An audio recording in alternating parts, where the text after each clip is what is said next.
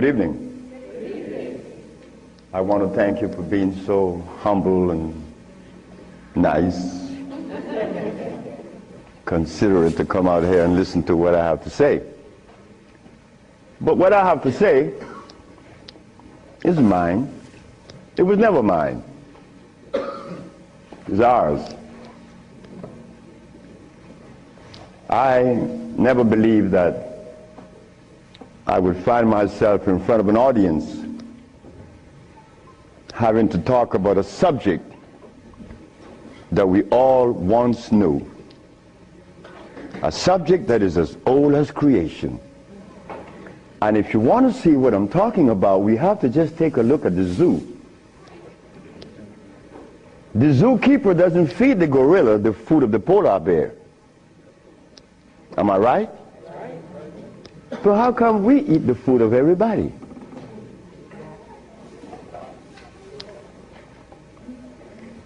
We'll begin this lecture by letting you know, first of all, I'm your brother.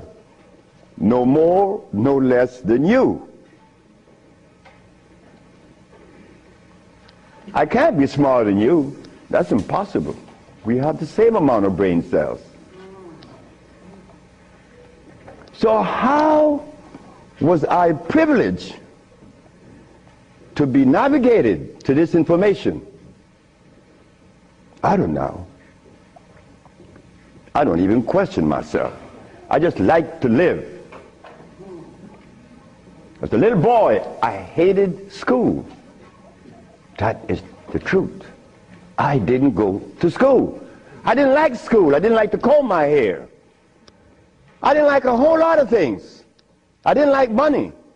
I was 12 years of age. I was Seventh-day Adventist. Corby Brown. We left that afternoon from the church. It was the 13th Sabbath. I said, Kirby, how did you like the lecture? I didn't. I said, why you didn't, Kirby? Because they talk about Solomon. I want money. I said, Kirby, but when you have wisdom, you have everything. Well, I don't know what wisdom is now, nor then. But I knew that money was not my pursuit. Kirby said, I want money. We were 12 years of age, 1945. I'm 72 years of age now. In 1994, a young man by the name of Tom Flowers came to me and said, guess who is coming tomorrow? I said, who? Kirby Brown. I said, well, if I remember correctly, Kirby said when we were 12 that he wanted money. I hope he made millions of dollars. I don't have any millions. I don't even have $1,000. Which I don't. But that's okay. I live. I found that avenue, or it was shown to me how to live. Not to read books. Because everybody reads books. But yet, society is deteriorating more every day. Everybody reads books. The brother called the other day on the radio and said that he asked about corn, right? Corn? He read books. He said that the text, the Kemetic text showed him that corn is good. Well, he better examine his text. Because corn was made by man. But anyway, Kirby said he wanted money. That was a Thursday. Tom Flowers said, Kirby is coming tomorrow. So I said, well, if Kirby didn't make his millions, I'm going to remind him that we are alive. We are alive. Kirby didn't arrive. Kirby would never arrive. They had to take axe to chop the hotel door down. Kirby died of a heart attack. Kirby weighed 390 pounds. Kirby wanted money. He became a cab driver in New York. I didn't want any money. I didn't want it then nor now. Because it's not important in your life. It was never important in our lives. The Maya shows that. The Maya built pyramids. The Maya lived for millions of years in the jungles of Central America. No money. The Africans? How long did we live in Africa without money? Since creation. Now they tell us we need money to fight AIDS. Brothers and sisters, we are at a deficit, a tremendous deficit, a deficit that if we do not pay attention, I'm glad I did. I'm glad I did, because I remained that obedient boy that just lost his mama 4 days ago.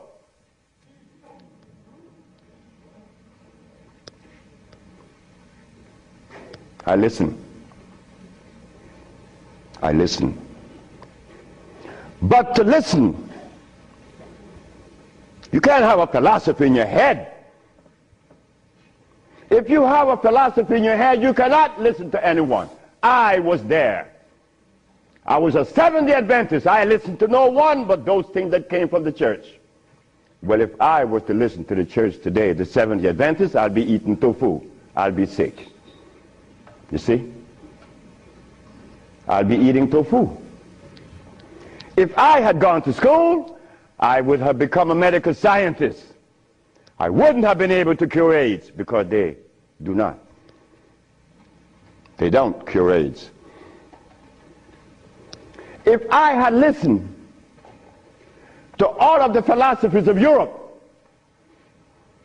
I would have never been able to find the answer to the cure of diseases. But today, I'm going to share with you the African wisdom, the African brain, the African genesis, the African resonance, something that was never taught to us in the schools. Well, why should we expect the school to teach us something that would enhance our growth and save our lives? Why should the school teach you that? When in history has there ever been examples to show that one race of people is indebted to another? That has never been. Then you tell me that the white man is a bigot. The white man was never a bigot. He was never a discriminator. The white man is a person that obeys the first law of nature. Self-preservation is the first law of nature. So the white man, whenever he proceeds to preserve his race, and we sit back and say he's a bigot, it's only because we have lost it and we don't even know how to get ourselves out of this mess. I'm one of them. I'm you standing here. But one day, it was to be that your brother would be shown something that would change the profile of things. I left my country, where I was born then. In 1953 to New Orleans, I became a merchant seaman. I was 20 years of age. As a merchant seaman, I became an engineer 5 years later. I'm a steam engineer. Don't ask me how I did that, because that's going to baffle you, because I've never been to school, and I don't read books. I don't read books now, nobody's book. I'm not even going to read my own.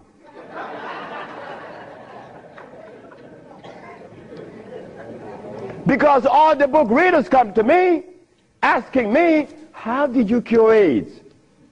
Well, that's like asking the gorilla, hey man, how come you keep yourself healthy without a hospital? How come you don't have any medicines? We'll begin. I became a merchant seaman, right quick, to take you through my life. Left Honduras without going to school, became a merchant seaman, became an engineer, worked for the County of Los Angeles as an engineer. While as an engineer, the County of Los Angeles something is to happen. Something is to change my life completely.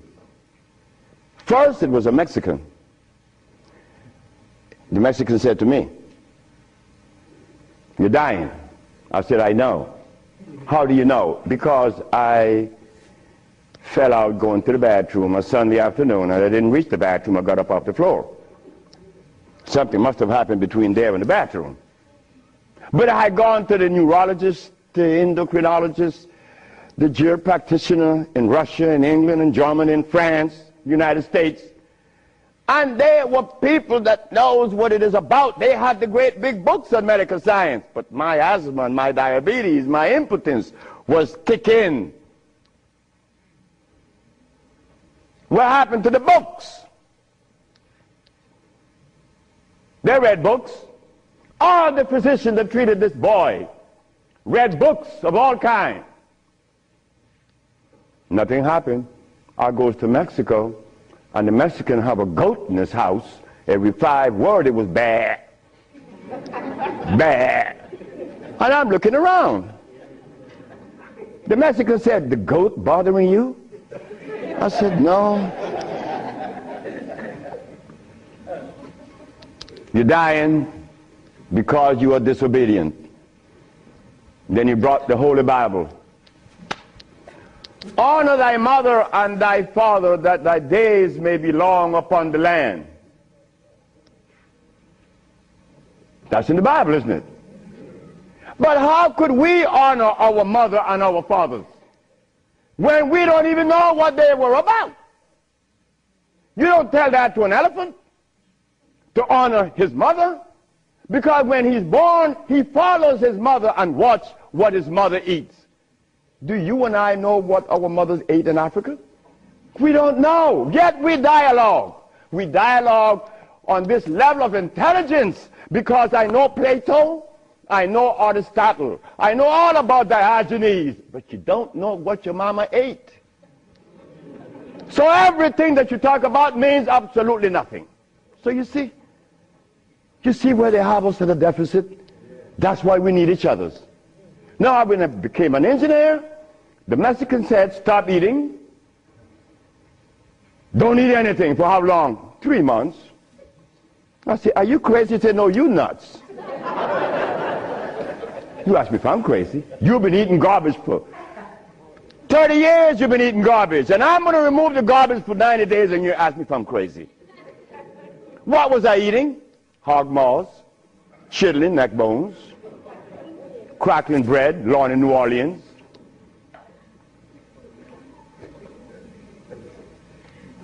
Eggs, because the grown-ups told me when my penis wasn't getting hard, eat eggs, drink raw eggs. And I did, by the dozens. And nothing happened. The Mexican said, "Don't worry about it, don't eat." 90 days later, I was no longer impotent, no longer diabetic, no longer asthmatic, no longer with glasses on my eyes, and this stomach hair was 42.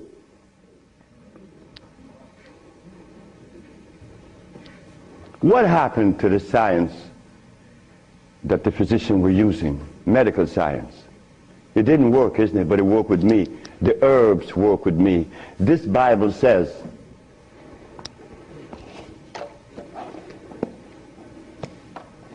in the book of Revelation, it says 22 verse, and the first chapter, it talks about the herbs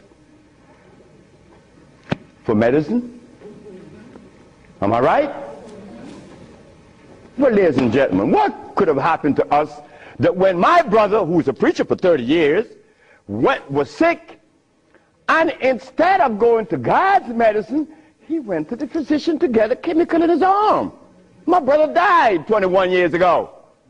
I'm not a preacher. I would never be a preacher. I told that to my mother.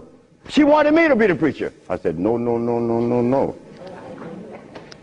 That would be the last thing that I would consider. She said, "Why?" I said, "Because I want to live truth. Even if it kills me, I'm going to live truth." And truth is, the Bible says that the herbs are for the healing of the nations. But the preacher, when he gets sick, he go get a chemical. What is the message he's sending to God? Come on, just be fruitful. Let us be truthful today. If never again in our life, let us be that today. Why do we go to see the doctor to give us a chemical when the Bible says the herbs are for the healing? Why do we go? Well, you're going to soon find out.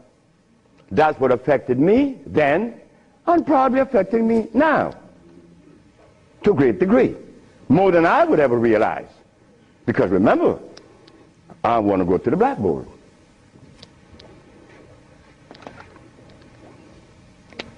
Roughly speaking, Africa. Way overhead, we put America.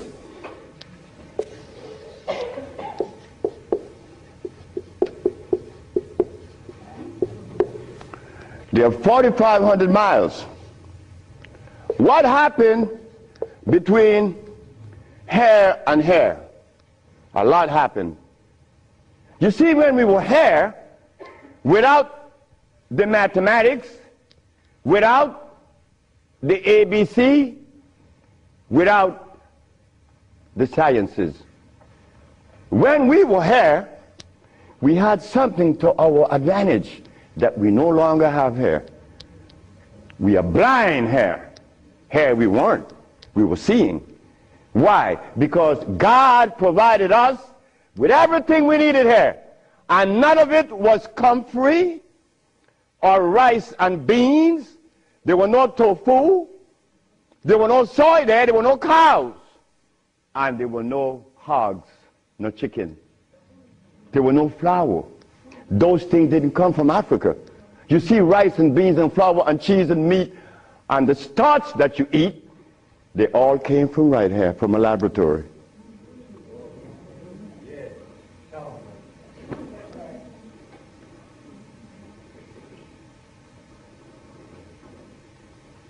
Now, for us to eat, you have to have in your big skull the understanding of biochemistry. But when we were here, we didn't have to know anything about biochemistry. Why? Because God doesn't make poisons. You see, God doesn't make carrots. Well, let me put it here. Stop the garbage. Anytime someone tells you that tofu is good for you, that someone that just gave that information to you has one eye open. But he's confident that when he tells you to eat carrots and you drink it, you have both closed. So a one-eyed man is king where everybody's blind. But the one that recommends the tofu is only half seeing. He's blind. He got one eye open only. But he doesn't know it. Example. Before we get into the real lecture, pull this out. This is how people take privileges on us. They don't care about us. They bring us information that, oh God, that's why the rest of the world laugh at us.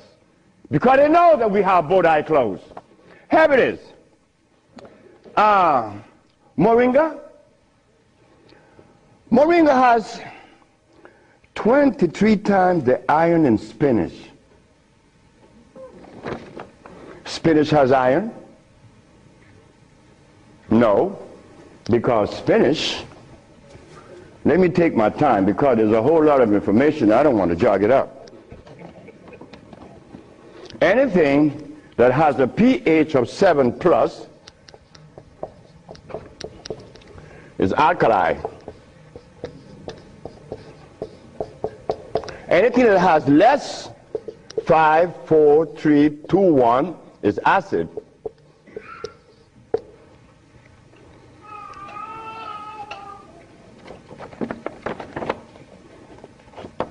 Spinach.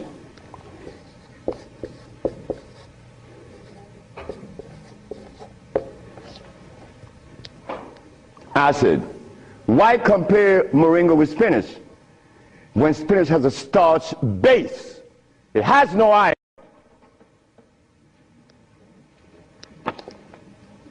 7 times the calcium in milk. Milk has calcium. Well, I stopped drinking milk 42 years ago, and I could fall on my knees. You drink milk with moringa, because they said to mix it with milk and some pages hair, you're not going to fall on your knees at 73. You're going to leave your knees down there. 11 times vitamin A that you find in carrots. Carrots has vitamin A. Carrots belongs on the acid side of life.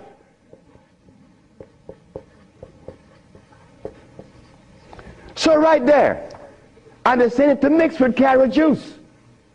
Why would they do that? Then up here, they talk about the Ayurvedic system of medicine recommends moringa. The Ayurvedic is Indian. The Ayurvedic system of medicine recommends cow milk. The Ayurvedic system of medicine has never cured any disease, nor moringa, nor any other system in the world. You know what this is like? When Steven Seagal tells me to come to his house because he had a headache for 5 years. Well, I knew why the headache was in his head. It was removed in less than 10 minutes. He had the bottle and said, "This bottle is powerful." I said, "Yeah, powerful, huh?" He said, "Yeah, the headache is gone." You know, he's a Dalai Lama, right? He wanted me to go to Kathmandu. Kathmandu? I'm going to go to Kathmandu. To do what? Talk to lamas. Lamas for what? What am I going to talk to lamas for?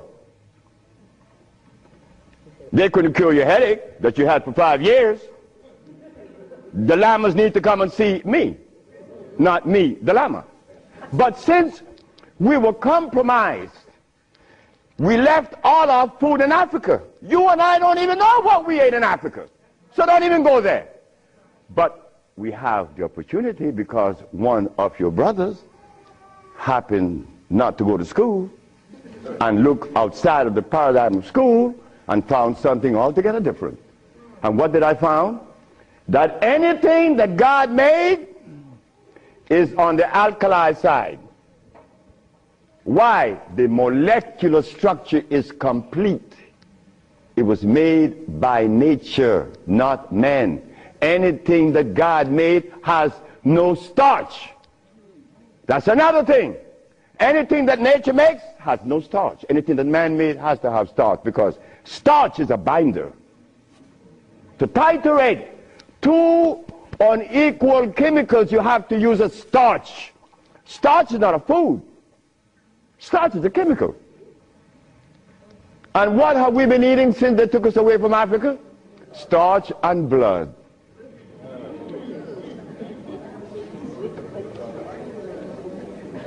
Starch and blood. We didn't eat blood in Africa. Gorilla doesn't eat blood. He eats leaves and berries. But gorillas are sane. They listen to each other, and they have a society well put together. Well, Sebi, when he became the engineer, and he found out that the pH value of things had a lot to do with healing and the properties that's to be used, I was happy. I used to run home. Guess what I found? I found that the herb that everybody's talking about is acid, and everybody's using it. What herb is that? Comfrey. She said, what? I said, yes, it's on the acid side. And so is rose hips, enchirecia. What about golden seal? That's right, golden seal was made. It's like the stick that you put in your mouth. They call what? What they call it? The chew stick. What they call it? Liquid stick. Everybody have liquid stick in the mouth, right? But liquid stick was made. It has 50 times more sugar than does sugar itself. It has glycerinic acid. You see, we didn't have to study biochemistry in Africa because everything we had there was on the alkali side, so we could eat anything. But when they brought us here, you know, put some clothes on now. And after they put the clothes on you, come here, boy, you got to get in front of this classroom. You have to learn this ABC stuff. But hold it now. Gorilla doesn't take the cubs to be trained by polar bears. Gorillas train her own cubs. The gorilla way. But no, you and I, our parents couldn't do better. They had to take us to the school because they wanted to save us, you know, protect us, because that's mother. Mother doesn't want child to suffer. So mother was shown that if child didn't go to school, they'd be illiterate, and the society is made up where you must go to school if you want to buy a Mercedes. But in our society, school, what you mean by school? We don't have such animal. We build things. And those who've been to school can't even build the pyramids today. Not in Honduras, not to mention the pyramids in Mexico. They're 4 times the size of the pyramids in Egypt. Oh yes, I know Ben Joker didn't talk about that. But that's okay, because he need help like I need help. We all need help. So the school that we thought was going to be so equitable, so useful, has become a deterrent. Because those that have been to school doesn't cure anything. How did I learn and I didn't go to school? Easy. You know, we baby-aged kids, we don't die. Right? We do it. I'm not wiser than you. I may be more mischievous than you. I know that because I do some mischievousness that you would not believe. But anyway, as an engineer, I went to work one night and I began to test herbs. And I began to see that all the herbs that you guys are using are acid, every single last one of them, except for burdock, yellow dock. They're natural herbs. And the other one, which is the red clover, that's a natural herb. You know, they're alkali. They're very good. So I began by compounding herbs from all over the world. And lo and behold, a blind man was killed named Mr. Fredericks.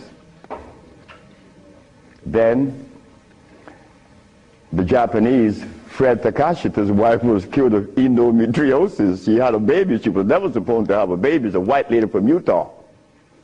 My boss brought his daughter and his brother with ulcers. They were killed.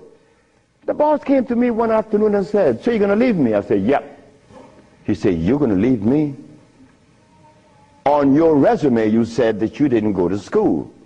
And the only reason why I hired you is that I was curious to find out how could a man have an engineer license, never been to school.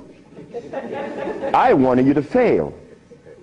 But instead, you did something that is extraordinary. Are all black people like you?" I say, "Brett Howell," his name is Brett Howell. "Are all black people like me?" I say, "I'm the dumbest." "Yes, they're all like me and more powerful than me."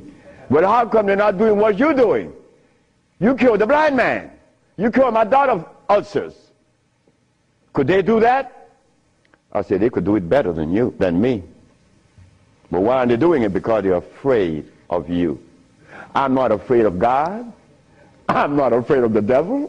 I'm not afraid of anything, especially you. Because I don't live in fear." So I say, "Brett Howell, the black man of America is afraid of you white people because you guys made him afraid of you. And you should not feel good about that. It's not about me hating white people, loving black or hating black. It's about understanding. Nobody's going to help us but us. Nobody in this world, whether white, black, Chinese, or Arab, could help us it's impossible for them to help us. Why? Because they don't know us. They don't have our genetic predisposition. Look, as a Christian, I used to eat pork. Of course I eat pork, and I love it. But as a Muslim, I eat lamb, which is 10 times worse than pork.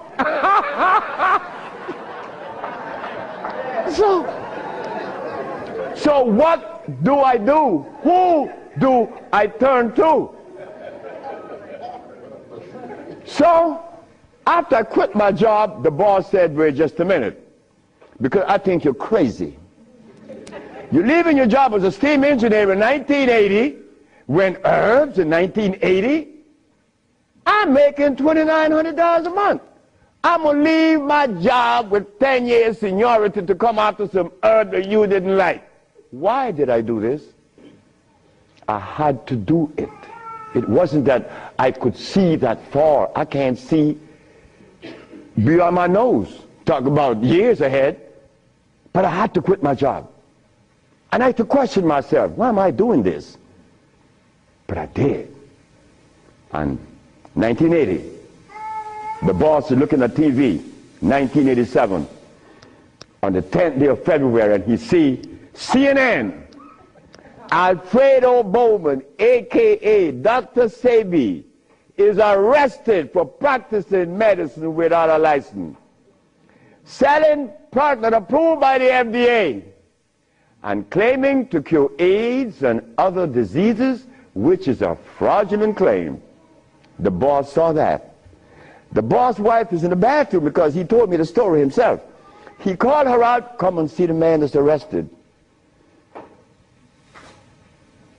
If he says he cure AIDS, I know he cure AIDS, because Bret Howard knew that I would never compromise myself to a lie.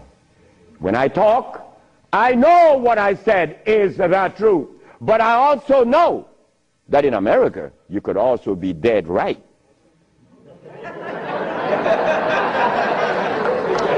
But it doesn't matter. It does not matter. I'm 73 already. They killed me tomorrow, it's all over with. I rather reach 73. My brother, who was a preacher, he only got to 50. But I stuck with you, the black woman. That was my success. You, the black woman. I always kept my eyes on you. Nobody else, not the maid, because I'm one. We don't do nothing. We can't do anything. We need you. Because it is you that held a hand. It is you that breastfed us. My mother breastfed me for only 4 years. But that was sufficient.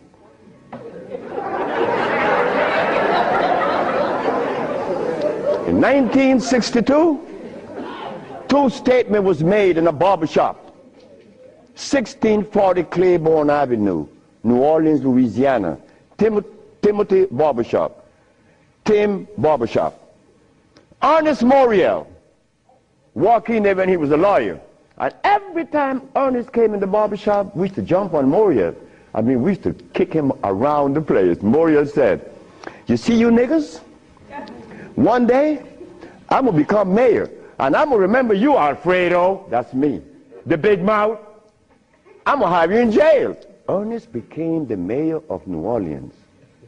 I was in Los Angeles, and the most hurting thing in my life was when I heard that Morial had passed with asthma, a disease that I used to suffer with, that I was cured of in Mexico, and that I have addressed so many times. Morial died. Ernest Morial. Then another statement was made by me in that same barbershop. I said that I would give the black woman a gift. Brother said, Logan said, Sapphire? I said, yes, Sapphire, your mama. I said, she was the first, you came out of her. She held your hand. She teach you everything about the basic things of life, and then she cut you loose. Now she worth nothing. She's Sapphire. I'm going to give her a gift. 1962, that statement was made. But 1962, I was sick. I had asthma, I had diabetes, I was impotent, I had everything under the sun. But in 1964, I was cured, and years went by. Then I found out this is the gift to the black woman. The healing that I found is in your hands now, black woman. Yes, it's in your hands. So in 1987, I was arrested.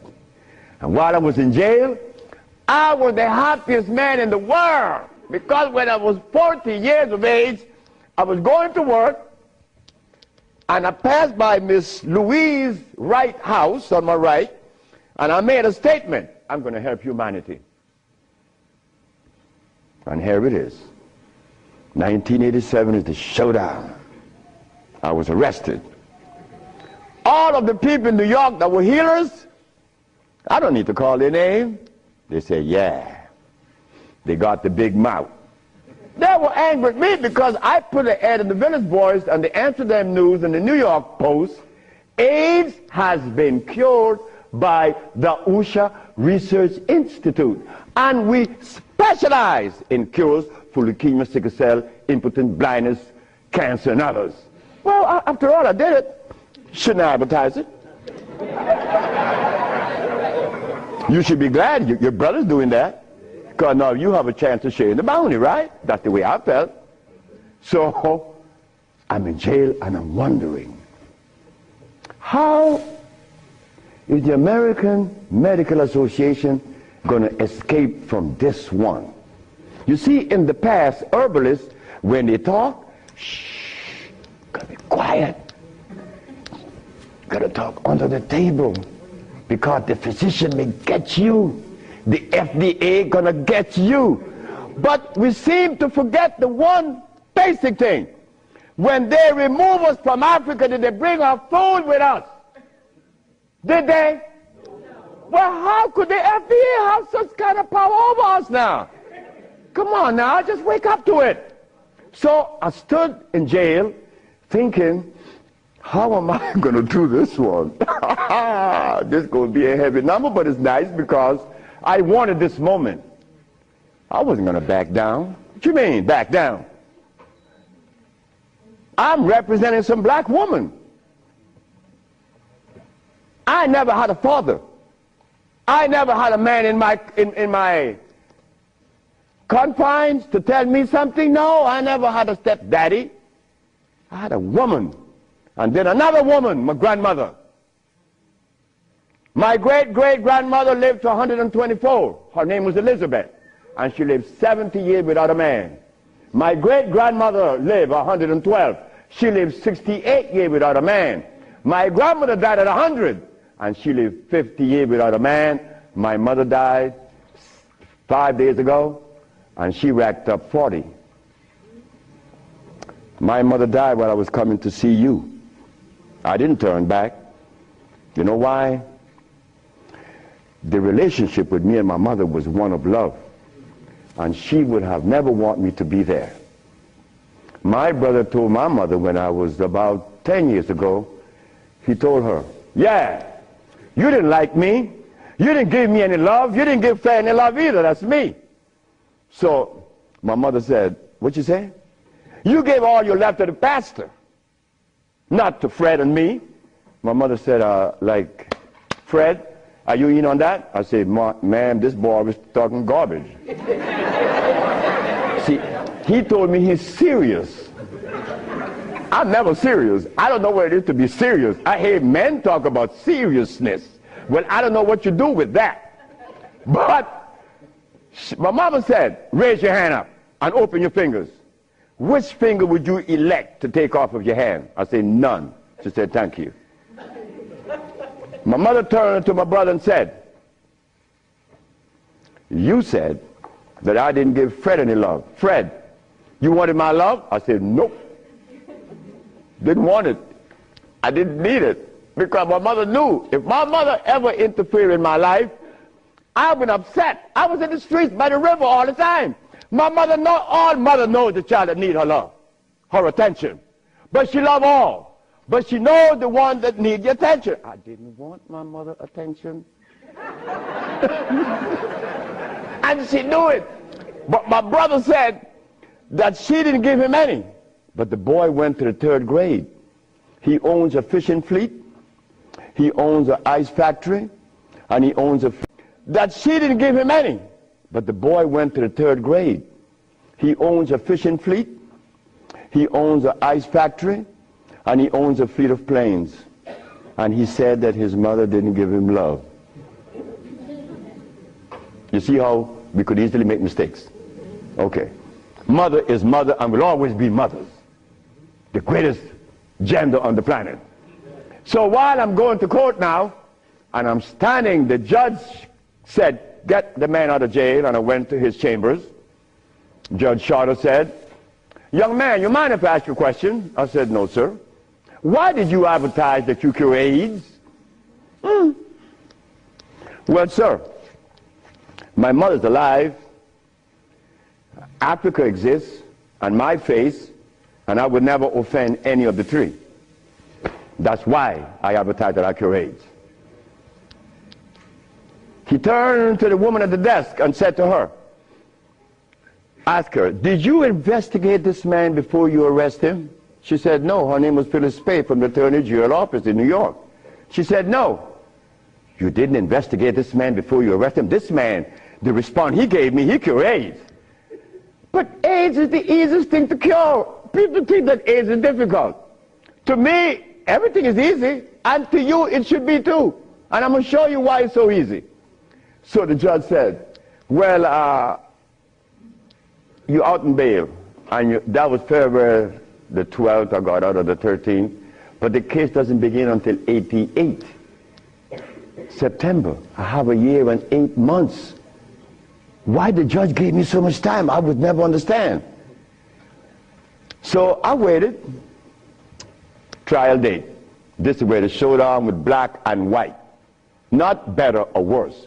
We are not better than any white man or Chinese, no. We just happen to be different. That difference has never been treated by any religion or philosophy. There is a difference that needs to be understood. So while I went into court, the judge said, well, Dr. Sebi, will you please begin? Where do I begin? Begin where you say you cure AIDS and the physicians say there's no cure. The physicians are 100% right. There is no cure for AIDS or any other disease. The judge said, just a minute. There's a contradiction here. The newspaper says that you cure AIDS.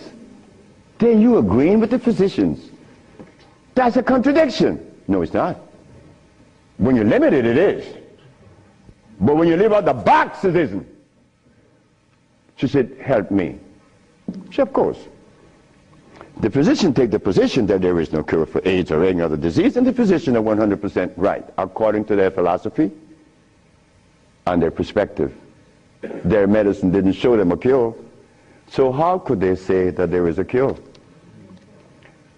But the perspective that prepared me, there is cure for AIDS and every other disease.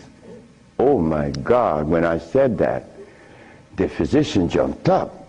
Your Honor, Dr. Victor Herbert said, Your Honor, what other perspective could there be? After all, you know, this patent on us, the FDA has a patent on us. You cannot talk. The FDA talk, you shut up. Oh yeah? Well, I'm going to find out. So, the judge said, what perspective is yours? Dr. Victor Herbert, Dr. Bonanno, and Dr. Christopher said, how could there be another? I said, there is another, Your Honor. And what is the other? The African bioelectric cell food.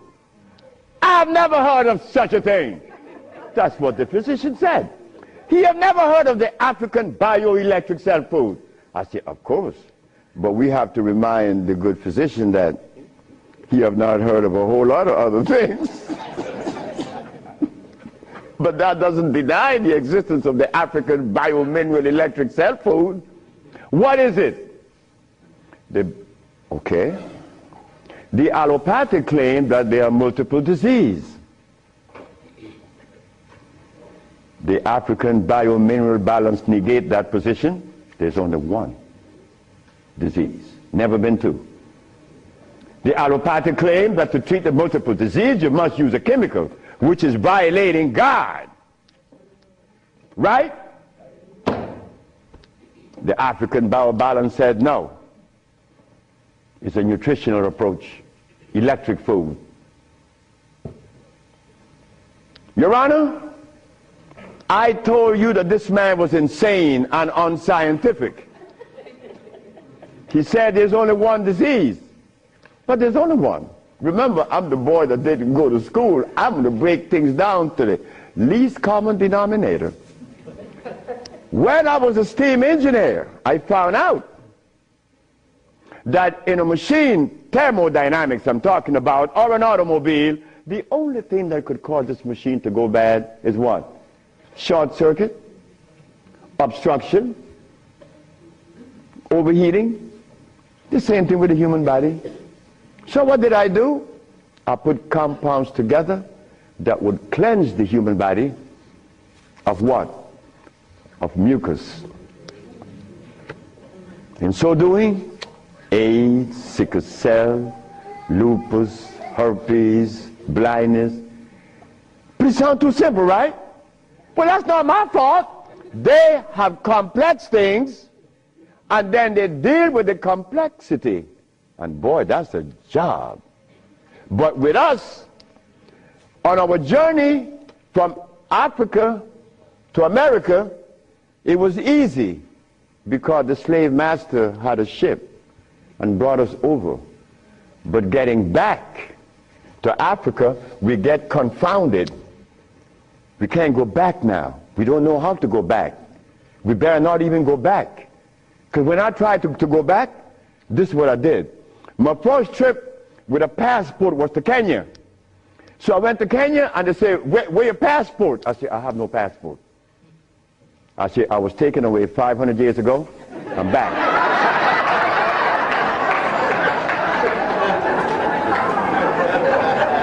When I left, I didn't have any passport. So why are you asking for a passport now? Is a passport African? Put him one side.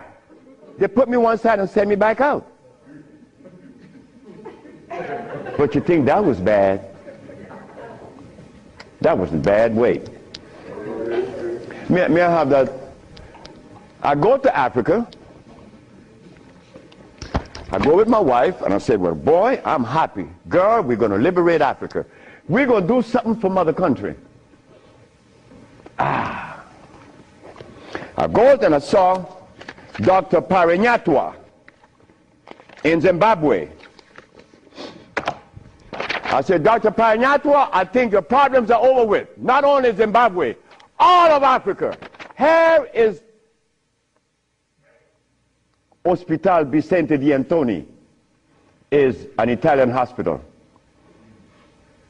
Department of Blood and Laboratories. Oswald Savala, HIV positive on the 25th of November of 1993. 17th of January of 1994, HIV negative. This boy named Alfredo Lagos, this from the Red Cross, the Honduran Red Cross. It says here that this boy, it doesn't show any date of which he contracted AIDS. Why? Because he was born with AIDS. But down here it says he's negative on the 19th day of January of 1995. Another one. This one caused a laboratory to call for me. I thought it was funny. This is the next one, the other one. His name is Alex Suarez. On the second day of January, this boy of August, he found himself with HIV positive. On the 19th day of August of the same year, 17 days later, the boy is no longer HIV positive. So they called me for what? I don't know. because I know they're not going to change it. Now, this one you're going to like. This one is from the San Diego Public Health Laboratories. It says here that this man has a HIV-1 RNA 26,205. The boy was supposed to be dead at 25, right? Just go to the other page. 6 months later, he's less than 400. He was killed at 15. So anybody want to read it? Because I could be lying, because that's the way we think. But here it is. No, that's possible. I could be lying. Here, young lady. So, curing AIDS, brother and sister, look, that's the easiest thing for niggas to do. We could do more than that. Curing AIDS, to them is big thing. To us, it's nothing. You understand? But now, here is where this little culprit comes in. Where did I put it? The blood. Nope, no good. Here it is.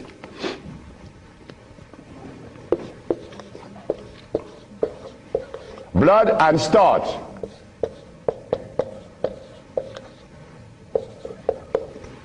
Blood and starch. Blood and starch is going to prevent you from doing what the ants does for each other. Ants, when it's getting ready to rain, you know what they do? All the black ants, they begin to do what? Cut the leaves and take them to their little nests. Ants doesn't eat leaves. They eat the mycelia that grows on the leaves with the temperature. They are farmers, but they provide when it rains.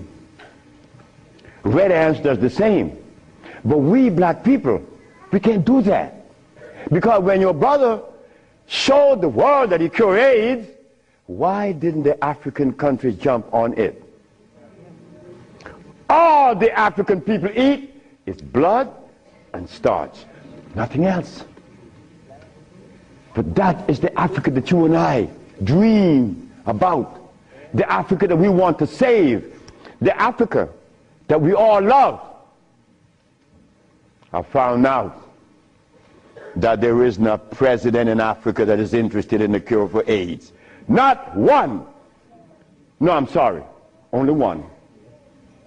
I'm not going to name the country because I may jeopardize the country. Because the one thing I learned, that when you begin to talk favorable about a country or individual, they're going to soon get him. That is a fact.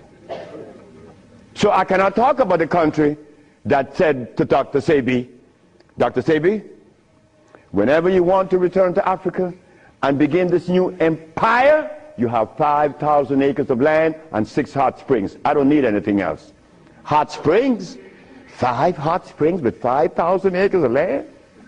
We could grow food. We could make the best dress. I said, sir, I am not going to come to your country unless I'm able to grow marijuana. He said, marijuana? He said, wait just a minute. He said, I can't do that. I said, well, the compounds I've been giving your nephew that was autistic, that now is talking, was marijuana. And as for you is concerned, when I came here, you weren't walking. You were dying. Now you're running up the steps in the presidency. Yes, marijuana. That's a God's product. That's not cigarettes. You see what happened? My brother used to smoke cigarettes, but my brother didn't know that the tobacco that he was smoking was artificial. God didn't make that. But marijuana, God did make that. So it must have been a good reason why I was told in school that everything God made is good. Well, I know that. I live that. And I always will smoke it for as long as I live. Why? Because I have that right. I have that right. It's not everybody that uses it, from autism to arthritis, is cured, because everything that God made is good. So as I go to Africa, all happy, I came back with my tail between my legs, because ain't happening. It ain't gonna happen. They're not interested in that. But the one thing I noticed today and yesterday, and you may have heard it, President Clinton and Sanjay Gupta, they found the end of AIDS. How could they find the end of AIDS when they have not found the end of diabetes, the end for sickle cell, the end for any disease? But they're going to tell us that they're going to bypass these lesser diseases and jump on the major one, and they got the cure for it.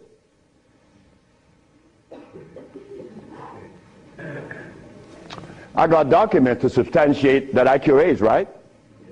So what's up? Still. What's up? Well, I'm going to show you what's up.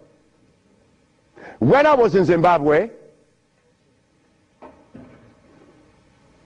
the Department of Health said, why do you come to us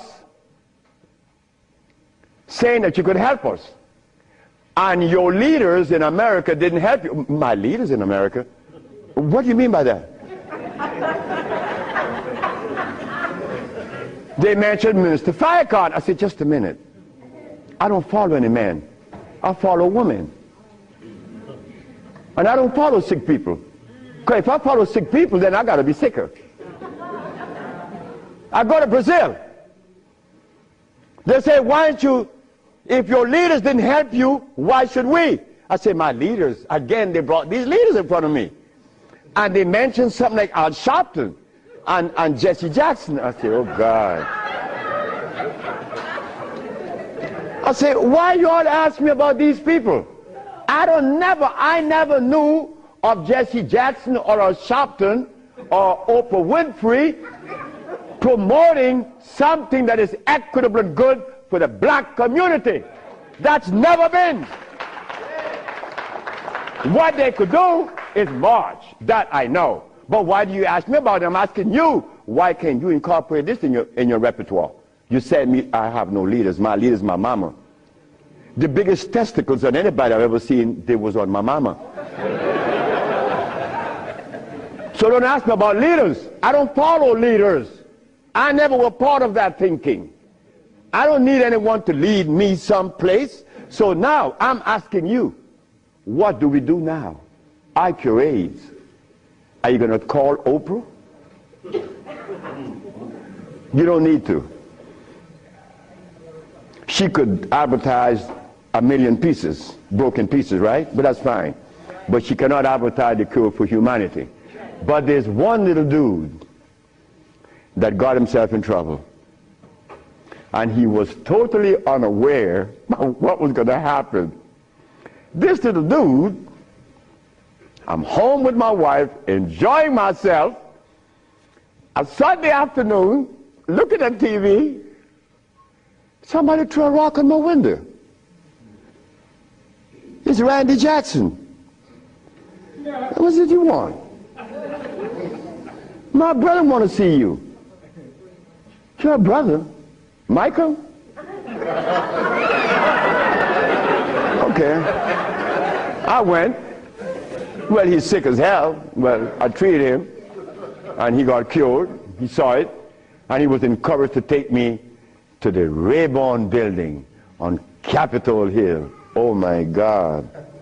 This is going to really confound you. Michael Jackson took me to the Rayburn building on Capitol Hill on the 31st day of March? April. No, of March. March. It was March. 31st day of March of 2004. I said, why are you taking me there? Because you cure AIDS. I said, but what makes you think that they are interested in that? What makes you think that the world is interested? I don't care if it's any country in the world, they are not interested. Especially Africa. They were never interested. AIDS isn't killing Africa. Hepatitis C is killing Africa. All of West Africa is red line for hepatitis C. you talking about? But they're Muslims. So they have to eat the Muslim food, which is goats and lamb.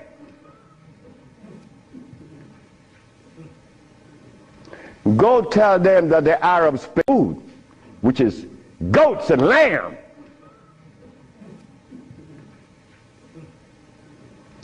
Go tell them that the Arabs played a trick on their brain. You cannot do that. Me,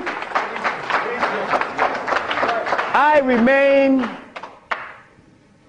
the son of the jungle woman. The jungle woman that didn't have any clothes on. Yeah, I am her son. I stuck with her and she liberated me. You have to hear this. One morning, I woke up and I heard the music that was playing. You know how you turn your radio on and you're sleeping, but the music on the radio would influence you, and you dream that you're seeing the artist that's playing, right? You ever had that happen to you? This morning, I'm listening to John Coltrane. 4 o'clock in the morning on channel 850 on the TV. I'm sleeping, and I'm hearing John Coltrane playing Interstellar Space. But then something was happening while this music was playing. I was looking at a black woman doing this from behind a tree. I woke up, and I didn't know how to interpret that dream. But then I was leaving that morning for Los Angeles. As I got to the airport, the governor was there. The governor said, "That's him. That's the man that cured Alcida of leukemia. That's the man I'm talking about." The governor had a lot of people around him. So I went. I was leaving for Los Angeles. He was leaving for the capital. He didn't know that we were going to meet that morning. So they was talking to me and asking me questions. Finally, 2 men that were standing away from me, they were white men from the United States. They came up to me and said, "Well, we have heard of your miracle cures." I said, "Sir, I don't even know what a miracle is, especially perform one. I just happen to cure leukemia. That's not a miracle. To you it may be. Because your school of thought have you to believe that curing these diseases is one great big feat. No, it's simple common sense. I'm an African. Now this is where the naked women are going to come out. They said to me, "We have heard of your miracle cures, but have you been saved?" You see? Right there, I consider that an imposition. Why do you take the liberty to believe that I'm one of those that have accepted your philosophy that I have to be saved? I say, from what? The man politely answered and said, "From your sins, of course." I said, "Wait just a minute." I said, "You know, man, while you guys were standing over there, I said," and I looked at you both, and I said, "Two very intelligent young men. But now I have to question that." He said, "Why?" I said, "Well, because the color of my skin should have prevented you from asking me that question, have I been saved?" He said, "What does the color of your skin have to do with anything?" I say, "It has to do with everything. I am the son of a woman that was taken away from the forest of Africa. To begin with, she didn't have any clothes on. But she didn't have any alcohol. And she didn't have any prostitution. And she didn't have any supermarkets. And she didn't have a hospital. And she didn't need anything that God didn't make. And she didn't have any money. So all these things constitute sin. So my mother in the jungles was sinless. How did I become sinful?" You cut it out. You stop that. We have to begin to change our diet, because this diet here of blood and starch is all we eat. That is all we eat.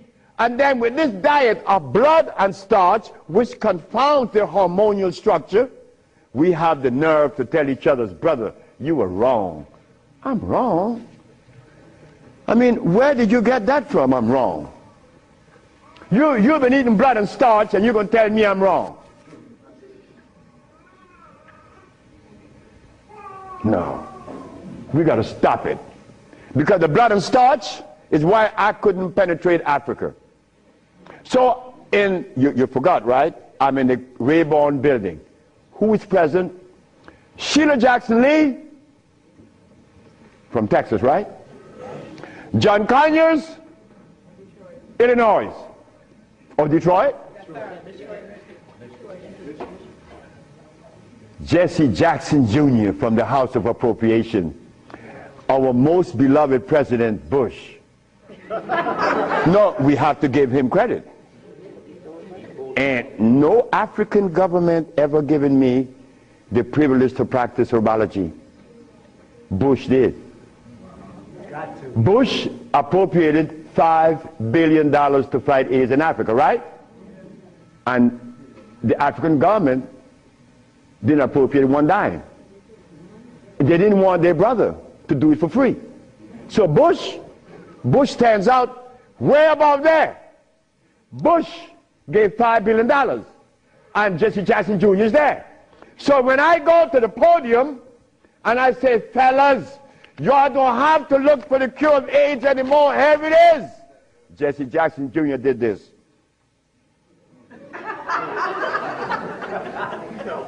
I said, I'm going to talk about this. I have to write about this in my book. Because you, not me, but you and I believe in the leaders. We hope that they could do something, right? Well, they had a chance. So 17 African ambassadors. Only one came to me from Mali. The only man came to me and said, Dr. Sebi, I have to respect your position, and I appreciate your position. You have proven that you cure AIDS, and I would like for you to go to Mali. But that's not the country I was talking about previously. He just presented himself that day. But Jesse Jackson Jr. didn't tell you that I cure AIDS, right? He didn't tell his daddy either, isn't it? And Miss Sheila Jackson Lee didn't talk about it, right? And so did John Conyers. So who gives a damn? You see? But that's good. That's good. We don't need leaders, isn't it? So we're going to do it. Because we're doing it now. Because those black women I'm talking about, there's one sitting there. They are going to tell the world we cure AIDS. But last night, Clinton and Sanjay Gupta is on CNN talking about the end of AIDS. How about the end of sickle cell? How about the end of lupus? How about the end of herpes? How about the end of blindness? They didn't find those, but they find the end of AIDS. How is that possible? Are we going to buy that too? Are we going to let them continue to say that there is no cure for AIDS when your brother is curing it? So we are guilty. We are the one that's guilty, not the leaders, because they're sick. All the leaders are sick. You can look at them and tell they're sick. So we have to forget about the leaders, right? So which animal in the forest follows a male? None, right? They all follow females. So how did we begin to follow males? I mean, that was the most, look, the one thing I wanted in my life was a woman laying by me as my significant other or my wife, that she didn't have a God or a devil in her brain. That woman is sitting there. Because I could not have a woman laying by me and she worshiping something else. I mean nothing to her. No, you worship you. That's who you worship. That's who we worship in the forest. And we were doing quite well because none of us, her children, could talk about how long did our parents live in the forest of Africa. You don't know. For millions of years since creation. Did we have money? We live a perpetual vacation. Now I gotta wear this stupid suit on. When I didn't have to wear any clothes. But now just to live, I have to have a $15,000 suit on, a $5,000 shoes. I have to have all kind of stuff on me. And then I qualify. I qualify. Do you have a master's degree? Man, I didn't go to school. Oh, put him aside.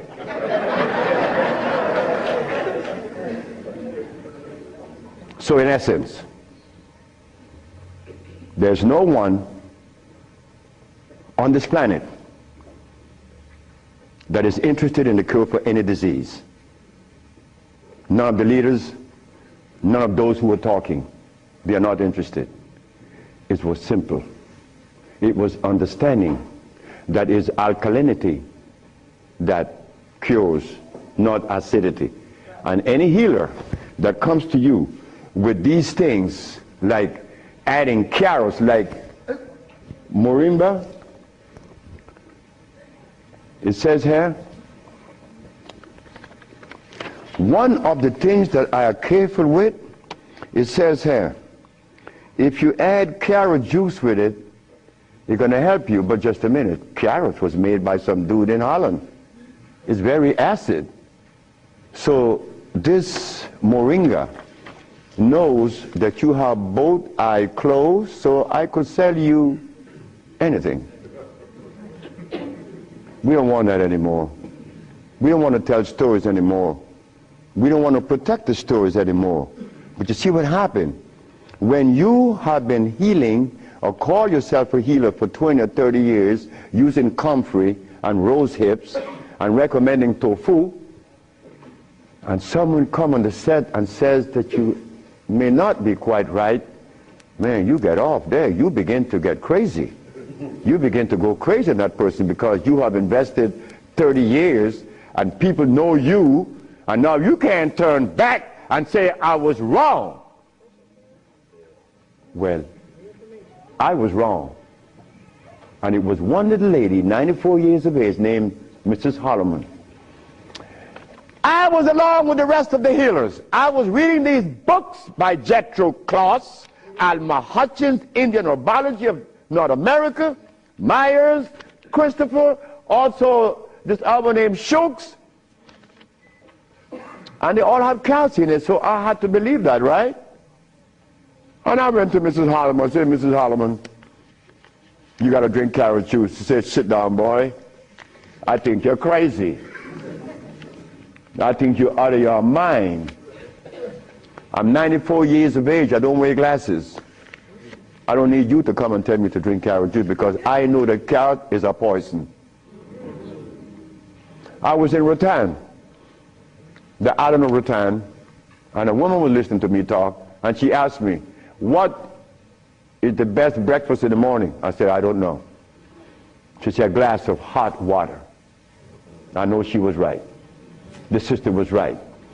So in essence, all of the hoopla about AIDS was just noise. We've been curing AIDS since 1984. Why didn't you know about it? The media didn't let you hear it, right? Jesse Jackson Jr. didn't talk about it, right?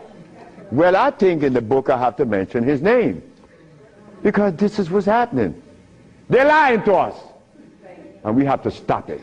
We have the cure for every disease in the world. We, the black race, is responsible. Not the white, not the Chinese, not the Arab. The Arab need help. They need help now. All Arabs need help. Because there's no way in the world where you find the highest incidence of eye problem like Arabia. Because they eat lamb. But could you go and tell an Arab to stop eating his lamb? It's like going to tell someone that uses cocaine, stop. Then you're crazy. Like going to Africa and tell a Maasai, hey Maasai, You only live 47 years, man, and you're going to die because you're eating raw blood and starch. He's going to chop your head off. And he should. Then we go to Guinea, and my wife came to me running. She said, the young man in there with his wife, he's 19. And she's complaining he's impotent. At 19, she said, yes. My wife came with it. What happened? We asked the boy, what does he eat? He eats cassava. Cassava.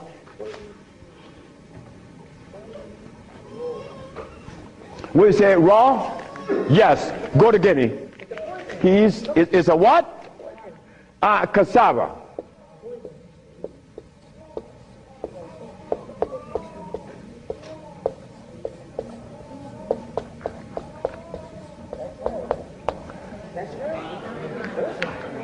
I want you to go to any African country and tell them, no, just ask them, please, why do you eat cassava? Oh, this is African. This is from history. Hey, African, I know you've been bamboozled too, because cassava is not a product of nature, nor of Africa.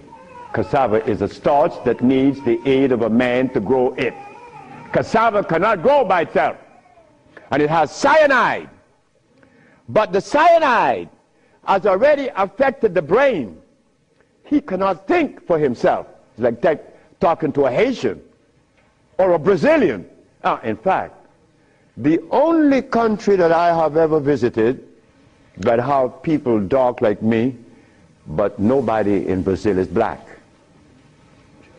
Brazil.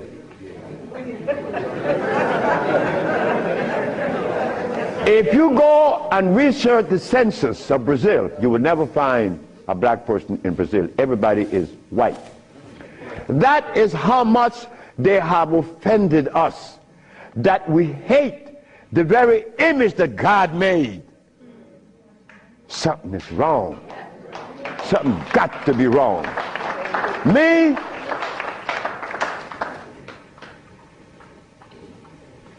I was a very good Christian, and a very good Muslim, a very good Buddha. And I wanted to join the, well, I don't want to mention it, but anyway, I was a good everything. But what I found, that they were feeding me the wrong food, and I had to deny all of them because they feed us garbage. There isn't a religion in the world that have fed the black race in America or anywhere in the world the food that is consistent with their cellular predisposition. So if you, my religion, is feeding me the wrong food, then what is the message you are sending? It's like putting gasoline in a diesel car. You would not get to South Philly. No, you're not. It's not going to run right. But we eating starch and blood, and we want a dialogue. Dialogue based on what? I mean, come on now. We are the remnants of what world? Let us try to bring it back. We can't challenge each other's. The only thing we have to offer each other's now is love. But to get to that point, a sister told me the other day, because I made a statement in the church, a brave woman stood up and asked me, Dr. Sebi, what have you learned from the entity that you are forwarding to us now? What have you learned from it? I learned to kiss everybody's butt. And I meant that. It came out that way in the church. Well, I had to give it that way, because that is the way it came to my brain. I kiss everybody's butt. It's easy. You see, it makes it easy. When you start kicking it, somebody's going to do something to you. And when you start kissing it, they reward you. So this sister came to me, and she was very smart. She said, do you literally? I said, drop your panties.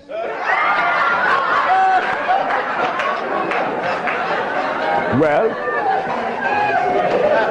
I came out of a woman's vagina, I could kiss her rear end. That's easy, isn't it? Is it easy?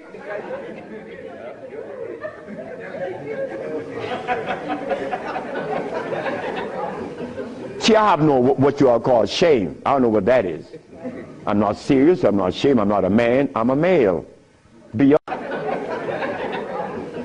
See, I have no what you all call shame. I don't know what that is. I'm not serious, I'm not ashamed, I'm not a man, I'm a male.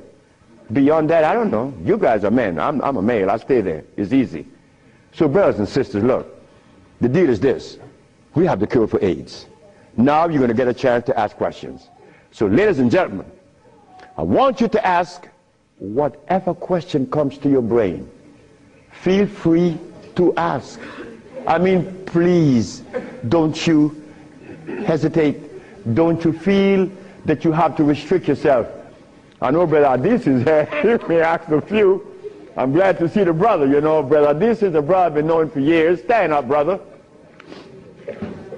When I saw the brother the other day, I was very encouraged because the brother looks good. Yes, sir.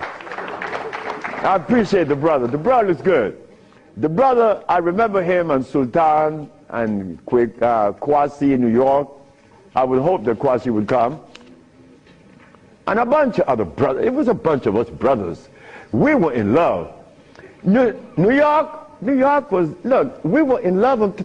There was a love that we used to share that was so nice, so warm. But none of us, or all of us, understood that we couldn't follow anybody. Because if you start following one, you have to dislike the other group.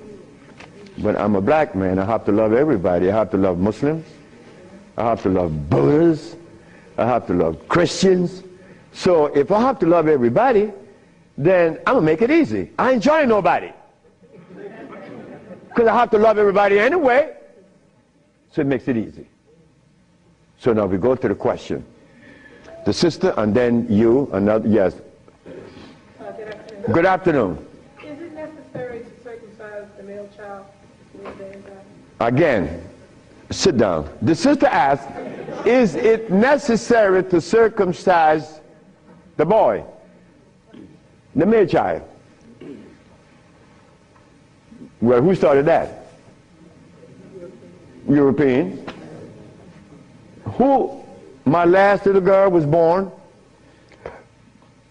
I said, I told her mother, if this child is born and I'm not here, you will not cut the navel string. Okay? You understand? Listen to me now, Fanny. You will not cut this baby navel string. Okay. And I'm going to tell you how to do it.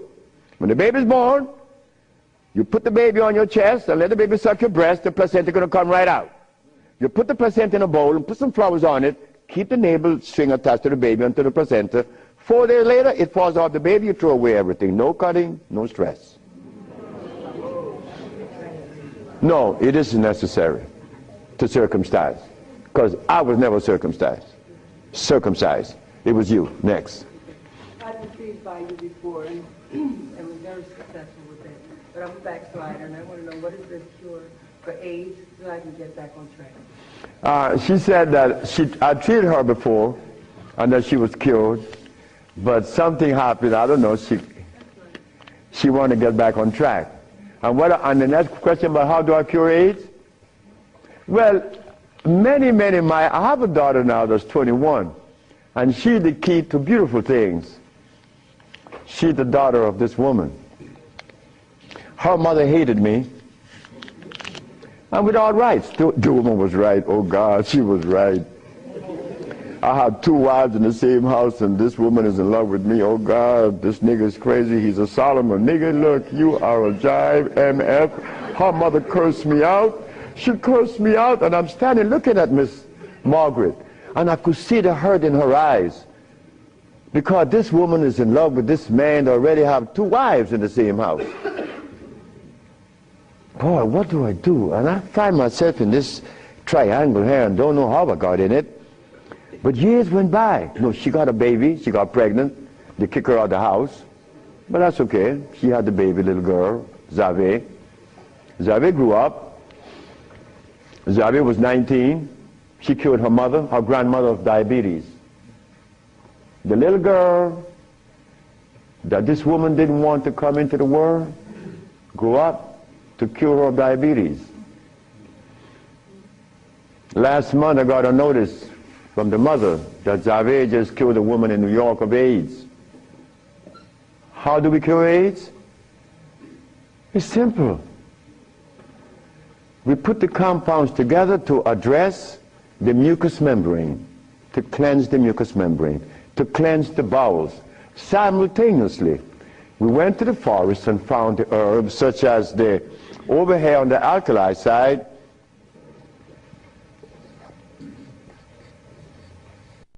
sarsaparilla is an herb that has the highest concentrate of iron. Fluorine, iron. Guaco, that is a plant that has, I thought I had a stick with me because I'm always chewing on it.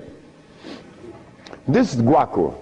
Guaco is a plant that would definitely strengthen the immune system because it is iron again.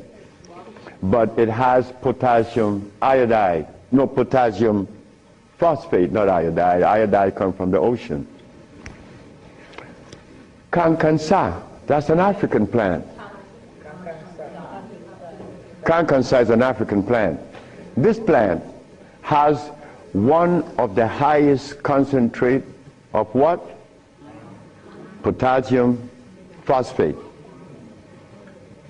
Those are just few of the plants. We use about 40 some odd plants to cleanse the body, strengthen the immune system, and electrify the system, because you want to electrify the body. That's how simple we cure AIDS. We cure AIDS. We don't treat AIDS. This thing here says that Moringa said, and they keep repeating it, that they uses it with the belief that it's going to cure. They think, oh no, we got to stop talking like that. We cure. That's how we got to start talking. If you don't cure, get out of the way. Because you're lying to people. Next question. The brother. Peace and blessing. I'm really enjoying your lecture, and my question is, when you see a client, what's your thought process? When I see a client, my thought process, I already know what the brother needs. Like the Mexican knew what I needed. The Mexican said, you're dying because you have disobeyed. Without, unconsciously you disobeyed. So when a brother comes to me, I already know what the brother needs. I don't need to go into a whole bunch of scientific jargons and intimidating the brother by putting light in his eyes, iridology. I don't do that. I don't do anything. I just give you what I know you need. People come to me for compound from Japan. She killed a woman in Japan named Kaoto Kita in Kobe. She never seen a woman. She was in hospice already. With cancer what? The lungs. There you go. Cancer of the lungs in hospice. She never seen a woman. In a month time, she's vacationing in Hawaii. Okay, there you got it. Yes. Harder than you. Yes, the sister.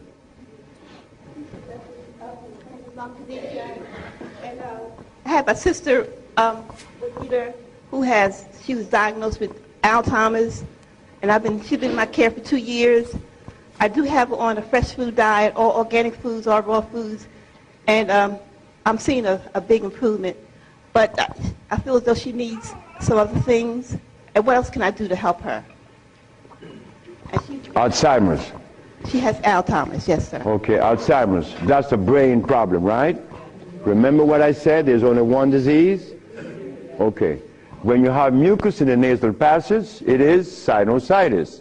When you have mucus in the bronchial tubes, it's bronchitis. When you have mucus in the lungs, it's pneumonia. But now you have mucus where? For you to have Alzheimer's, where is the mucus? So we have to remove the mucus from out of the system, especially the brain, but then we have to feed the brain. That's where biochemistry comes into play. the brain. Like if the sister was suffering with rickets, that's bones, right? So we have to address calcium. If she had leukemia, it would be blood, that's iron. But now she has Alzheimer's.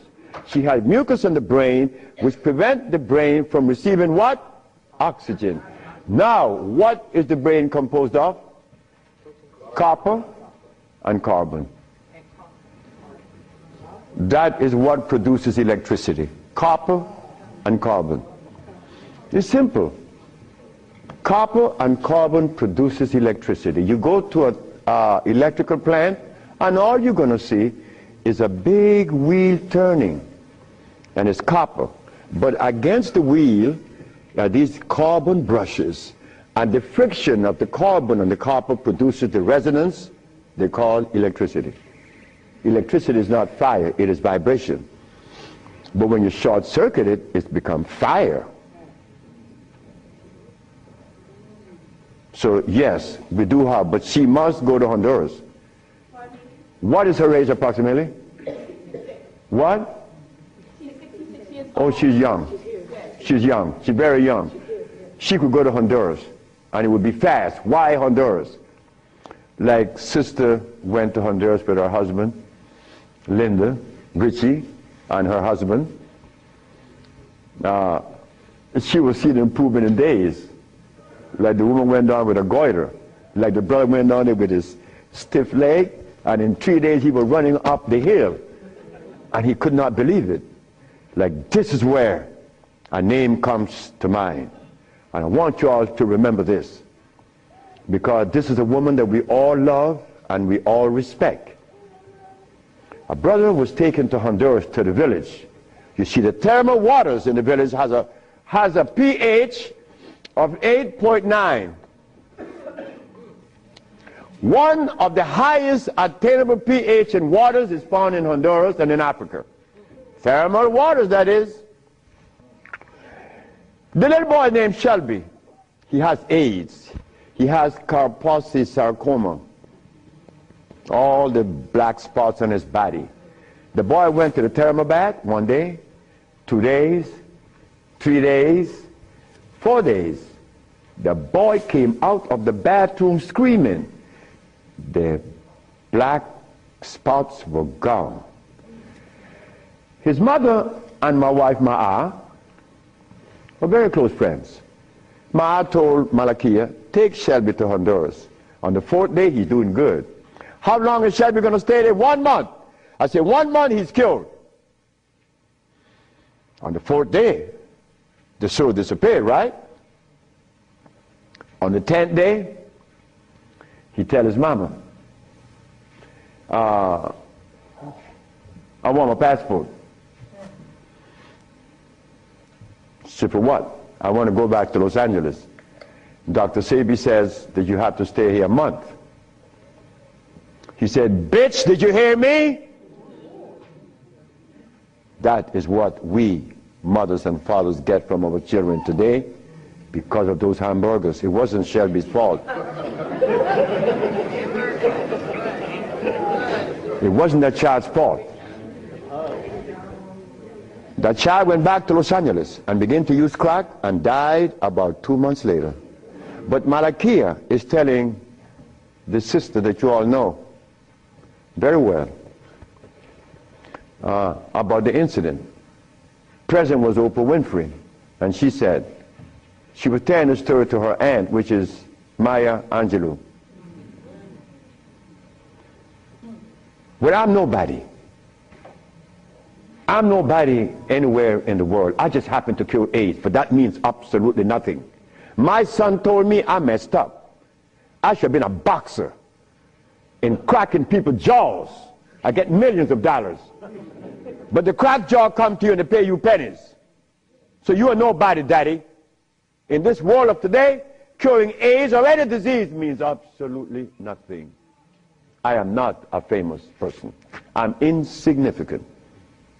So Miss Oprah Winfrey said, well, if he's that good, how come I haven't heard of him? Well,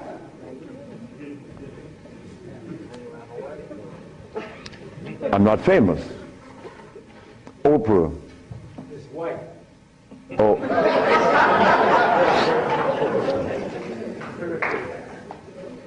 My book would be out in July.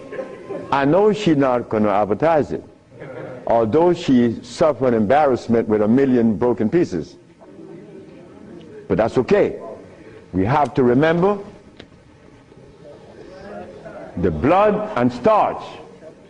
So when you go home, you remember the blood and starch, because that prevents you from liking you, from loving yourself. Because I was there. I was there. Did I want to blow my brains out once? Yes, I did. Well, why was that? I was stressed. I was eating blood and starch. But when the Mexican came and said I was wrong, I listened. And here I am, 42 years later.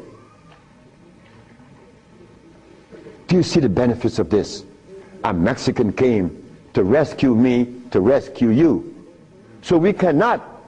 But wait, the other part of it is Africa.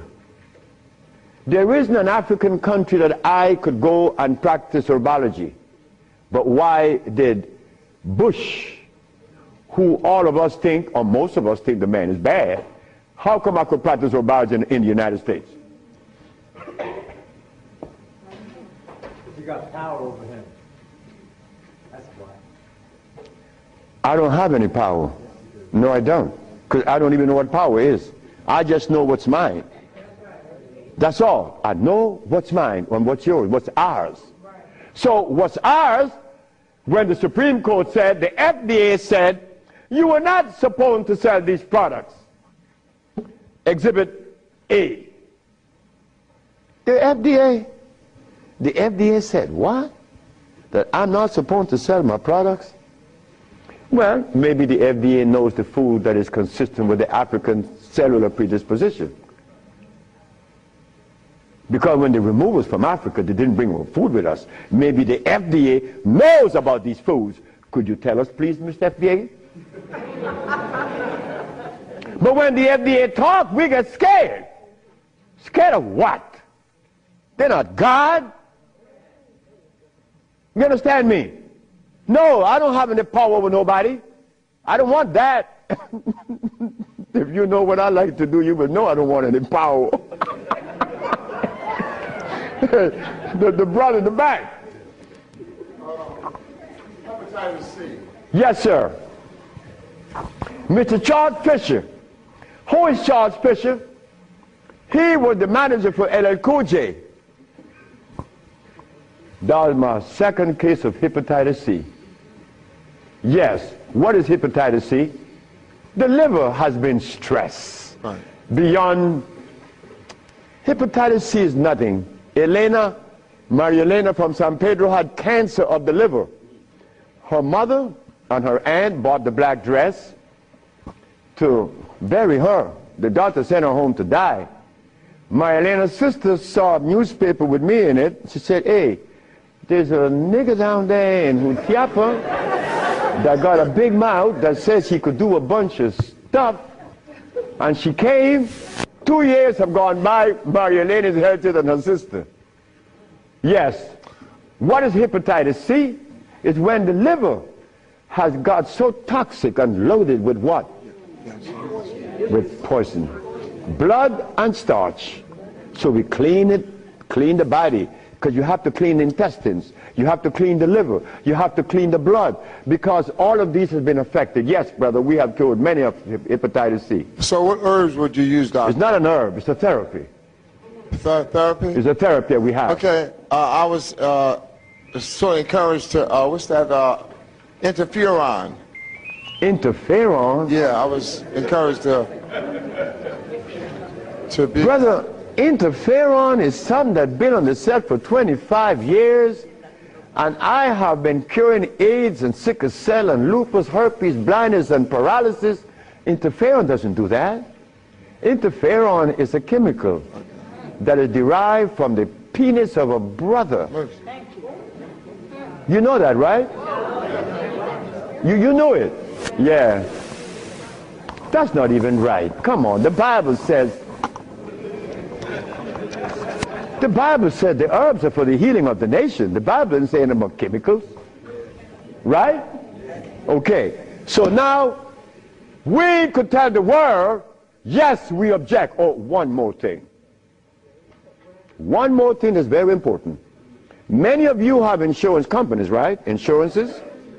And on that sheet, it says that they do not honor anyone that is not accredited physicians.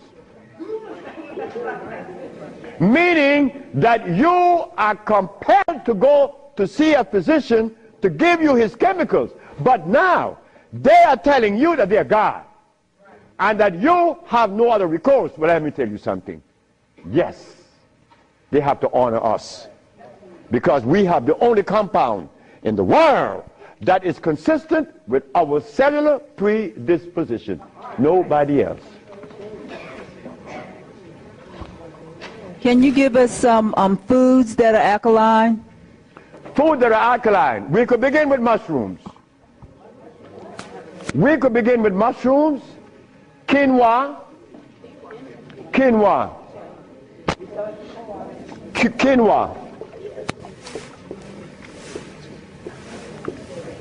amaranth,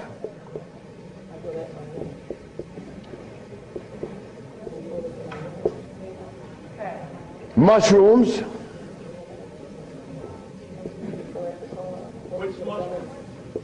portobello, crimini, also oyster mushrooms. Many people are of the opinion that oyster mushrooms or mushrooms are fungus. What is a fungus? A fungus is something that grows on you and eats things up. Mushrooms are the product of mycelia. This is a network that nourishes. I have cured many diseases, psychological problems, with the Stropharia cubensis. So let me tell you something. Mushrooms are very good. They're high in potassium. Yes. And then the next, wait.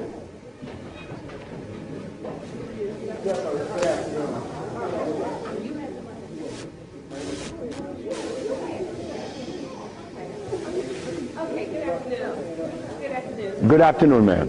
I know the blood and the starches, two of the things you said that we should get rid of. I'm working really hard. I've gotten rid of the blood. I'm having a hard time with the starch. I just needed an idea of some things too. To substitute. Yeah, substitute. Well, and one more question, water. I do the distill, but I hear a lot about, you know, drink spring, drink distill, which I do the distill a lot. Okay. About the starches, you could eat quinoa or amaranth. And also spelt. You could buy the spelt pasta. Spelt. You could buy spelt. I eat a lot of spelt. And you know something? I learned something lately, like I'm learning something every day. Because I don't know everything. I don't want to know everything. And it's impossible for me to know everything. But I learned this. That when you combine spelt flour, quinoa, and amaranth together, just the pure powder, the flour, and you want to bake something, if you just add the almond milk and the sea salt and the other ingredients, such as you could add a little bit of what? Agave is good. That's very good. But now, if you want this flour to rise up and be fluffy, who said sea moss? You did. You cook the sea moss to a jelly. And you take about 2 tablespoons and you put that cooked sea moss in the batter along with the almond milk and the rest of the ingredient, and that stuff becomes fluffy. I said, this is a natural yeast. And someone hit me to that, which was Gary, right? Gary Ricketts worked with me for many years, and he still works with me. And he put that together. He made a waffle. Oh my God! I used to go to Gary's house in the morning just to eat his waffle. But his waffle was sweet because he used to put the maple syrup in it in the batter, and then he make the waffle. You didn't have to put any maple syrup on it after that. It was delicious. And in the morning, okay, just let me go quick through all. Peace, Dr. Savy. I wanted to know if you accepted practicums, internships, What's that? internships, like practicums to come and learn. Well, I came from Honduras, You come from Honduras? No, I want to practice. I want to know if I could have an internship. Study with me. Oh, if you want to. I know you say black woman is key. So Oh, as a student? Yes. Well, that is what we're working on now, because the woman took over the whole thing. My daughters and the woman that associated with them, and they would like many more sisters to join in, because I'm out of here. I want to go sit down by the river and smoke my dope. So can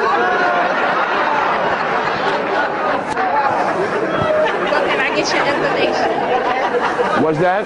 Can I get your information? So wait, the sisters, give her your number, because she's the one that's in charge of that, and I'm quite sure that she's going to consider you. Okay. Wait, the brother is deciding. Hi. Thank you for coming. Yes. My name is Justine, and what I want to know is, how do you get rid of fear? How to get rid of fear? Yes, fear. Ha ha! There ain't a nigga in the world as scared as me. And you want me to tell you how to get rid of fear. Well, you know something about fear? Fear.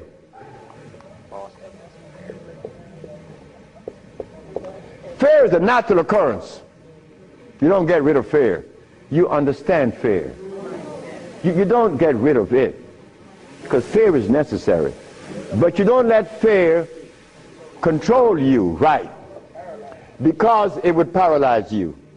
Fear would prevent you from opening the door where there's a great, big, beautiful tomorrow. Fear, you see, when I was insane, to a greater extent than I am now, I was placed in a psychiatric ward in New Jersey. And they were right. But what they didn't know, that I was aware that I was sick. I was also aware that I would not take any of anything that they gave me in that hospital. But there was a man that, you know the swinging doors, right? A swinging door is a door that opens both ways, and you're going to swing it. And every time he came to his door to go inside his room, he used to stand there. And he could never open that door. I used to go by and swing the door, and he'd go in and say, "Thank you, man." Why couldn't he open that door? Fear. But once you open the door and you see this great big thing, fear is gone.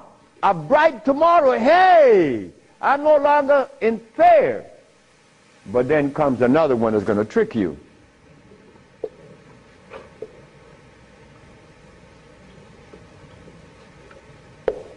What that surety? Is E? All right. Surety. Surety make you do this. Yeah, I'm bad now, but there could be a quicksand there, and you're gone. So you learn that when you conquer fear, then you walk, but you test carefully. And if you conquer surety, then you go into the other one. And this one I'm going to really trick you. Power. Power gives you a freedom to execute, but not to violate. Because if you violate, even though you're in power, they will kill you. They did that to Nicolae Ceausescu, right? In Czechoslovakia.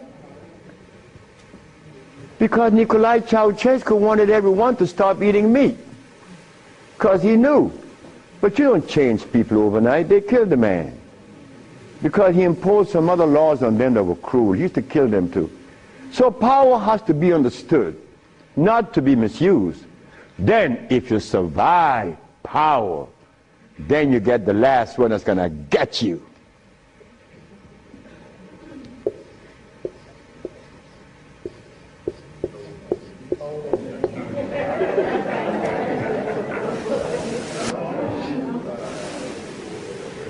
So you see, it's all about peace. I'm happy that I'm 73 years of age and that I'm happy, but I have to thank the Mexican. But when I go around my brother's 73, are you all right? I say, Marcel, that's the only one alive now. My age. I say, you asking me if I'm all right? No, man, I'm not all right. He's coughing. He got these back pains and stuff. And I say, you could do better than that, because you're only 72. I'm a year older than him. But he can't see beyond where he's at. And I shouldn't expect for him to make such a leap, because I didn't do it that way either. Because even after the Mexican had stopped me from eating the stuff, I went back cheating with some chicken.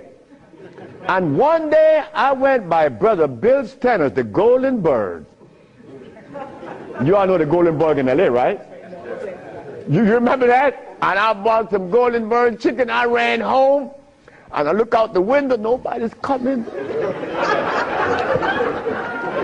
and take it outside and spray the house, because they had these 4 black women. They were nosy. These black women were nosy. They always go up. What you have? You open the refrigerator, looking all around. They must have seen something in me. But these 4 black women were the one that stopped me from lying. Stop eating that chicken, the last thing. But here I am. And I'm happy to say that here I am. Because I want all my brothers to say, here I am, at 80 or 90. Because the man that healed me was 94, and he had 2 wives in Mexico. He was healthy, wore no glasses, and he was always laughing. He said, look, before you leave, remember this. Never you socialize with people that are serious. Serious people are sick.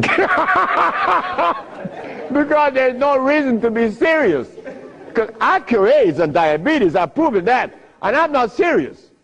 I'm your brother. I want to play with you. I play with my wife all the time. I don't have no time to this other stuff. If this other stuff comes in, then something is wrong. Next question. Hi, Dr. Sebi. My question is, as a woman, how do you cure high blood pressure and rapid hair loss? High blood pressure and what? Rapid hair loss. Rapid hair loss? Hair. Or hair? Hair loss. High blood pressure. High blood pressure is easy. Just stop eating. Where we have the product that remove the pressure immediately. People go down to Honduras, and in less than 3 days, the pressure's down. The man just came from Caymans. That's right, Caymans. Grand Caymans. He came down with high blood pressure, diabetes, and impotent. A young brother, 52. 3 days later, man, my pressure is down.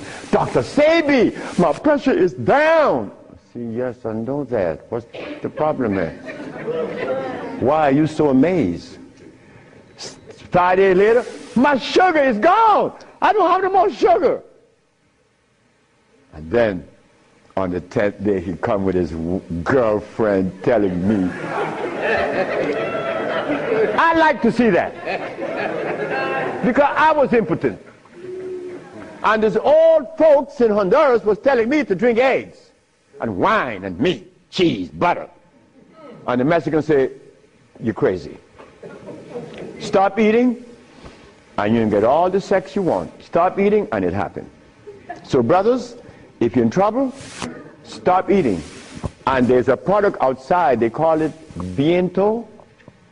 Brother, I don't care how much in deficit you are, you will be out in less than 24 hours. I know. I have to be abreast with that because my wife is 20 years younger than me. I can't allow this woman to get ahead of me. You understand? And she looks good and she's youthful. So I have to maintain energy. And I want all of you brothers to understand that that stuff that we eat, wait. Just draw this for you, that we will see what it is I'm talking about. Because this is important.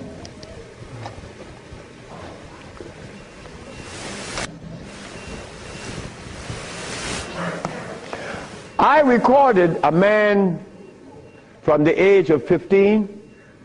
I saw his life because I was a curious boy. Remember, I'm the boy that didn't go to school. So I was looking at things that the schoolboy wasn't looking at or seeing. This man named Brindley, he was in his 20s. I was 21, he was 25, 4 years older than me. And he was the dude, a woman's man. But when I was in my 40s and I went back to Honduras, Brindley was 46, I was 41. And Brindley was like, yeah, man. Yeah. Yeah. His wife gone. She's a seamstress. She's gone a long time. But when he was young, he had every woman in the world.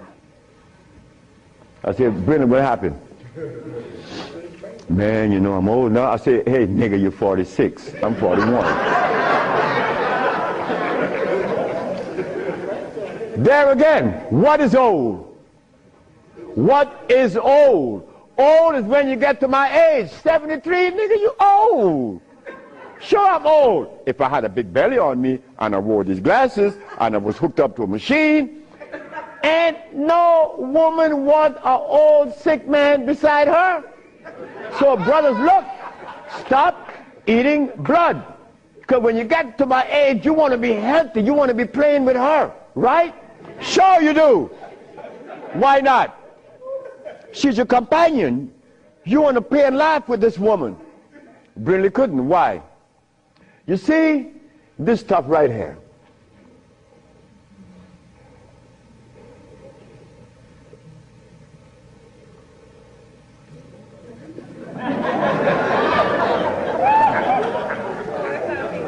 This is what a man plays his manhoodness with, his penis.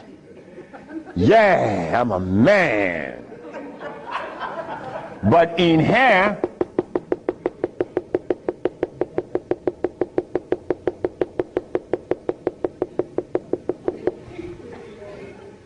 to keep this penis erected, these little orifices, they call veins and the rest, has to be opened for the blood to flow, or else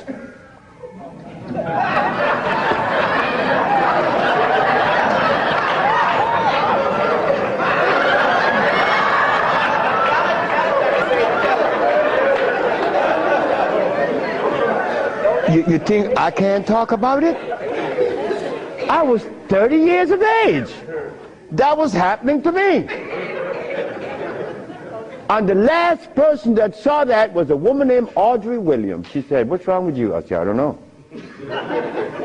She said, you're sick. You better see a doctor because you're too young. You're 30 years of age. And I did. And it happened. But I had to stop eating. On the 1st, 2nd, 3rd, 4th, 5th, 6th, 7th day, I was happy. On the 8th, 9th, 10th, 11th, 12th, 13th, 14th, I was going and holding on to the bathroom. Everything was spinning around. Why? Because all of the mucus that was leaving my brain, my eyes was very foggy. I couldn't see. I was already wearing glasses, but now it's worse. But on the 17th, 18th, 19th, on the 17th day I woke up, I was looking at the ceiling, and I remember feeling so calm. A feeling that I had not experienced in many, many, many years. I was calm. On the 27th day, I didn't hear the wheezing in my chest from the asthma. My diabetes, I couldn't find glucose in my sugar. But on the 57th day of fasting, of not eating anything, I had an erection. Why? Why? Aha! They drain out. It drained out because I was taking these herbs and drinking water. Taking these herbs and juice and drinking water. And the body got a chance to do what? cleanse itself. You see, it's easy to bring back that happiness that we could love, that we could share,